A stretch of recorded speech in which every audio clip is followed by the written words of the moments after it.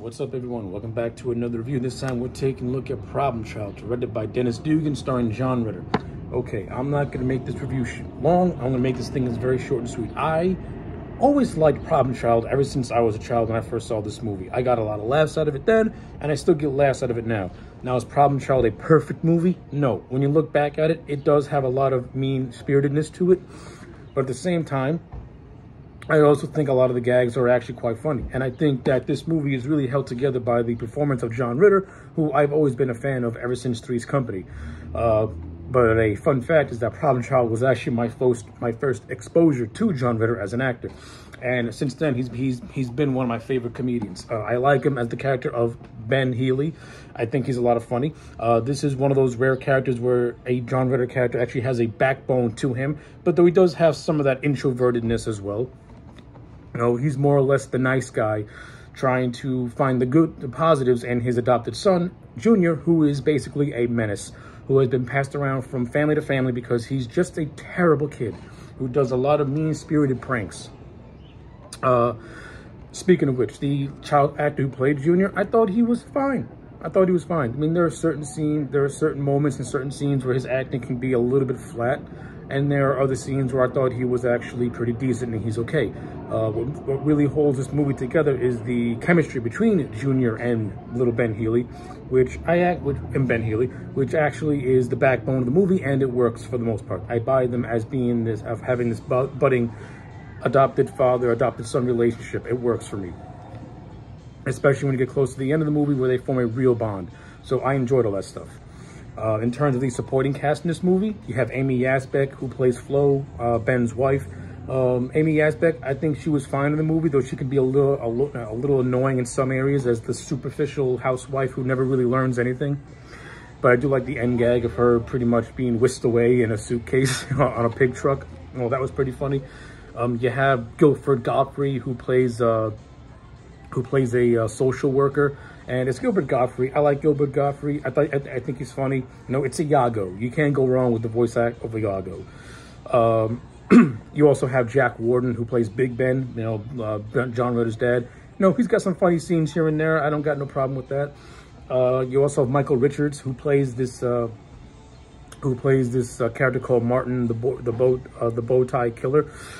This is where I think the movie gets a little bit too outlandish. You're pretty much making light of a man who is a serial killer in a way, and you're pretty much turning into one big punchline, which I thought was kind of, which looking back on, it's kind of weird because you're kind of making light of out of a serial killer. Then again, that fits into the whole dark comedy that this movie's going for, and I actually like Michael Richards in this movie. He has a lot of my favorite scenes and funny lines. Especially when he kidnaps Junior, they go to a circus. A clown tries to give him a balloon. The clown's like, "Hey, look, a giraffe!" And Michael Richards is like, "Oh, look, a fist." So Michael Richards has some of my favorite bits and moments in this movie, and I like him in general. Also, fun fact: if you're a wrestling fan, Kerry Von Erich of the world famous Von Erich family makes a cameo in this movie as pretty much as a neo-Nazi who is with Michael Richards in prison. So, you know, fun fact for you.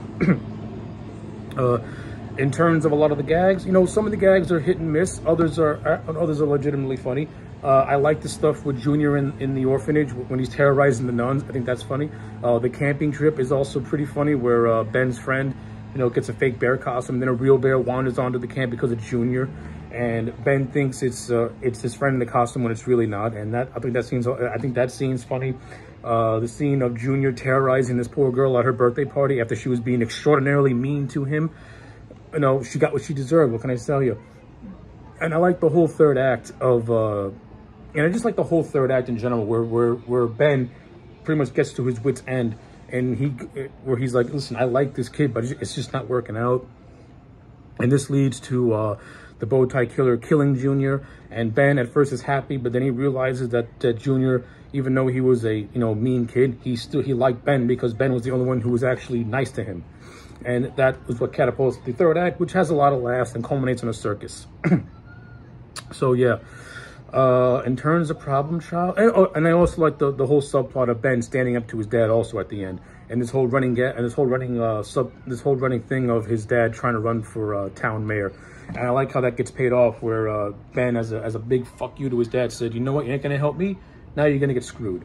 I like all that stuff. You know, it shows John Ritter's character growing a backbone, growing a spine. After being undermined by his dad, you know, he has to placate to his wife, who's all about social, who's all about social acceptance, and just wants to use the kids to climb the social ladder, while Ben wants a kid because he generally wants to have children, but because he generally wants to have a son. So I like how some of those little things get paid off. But like I said, a lot of the gags, they don't really hold up all that well. This movie does overall have a very mean-spirited tone when you watch it back and forth.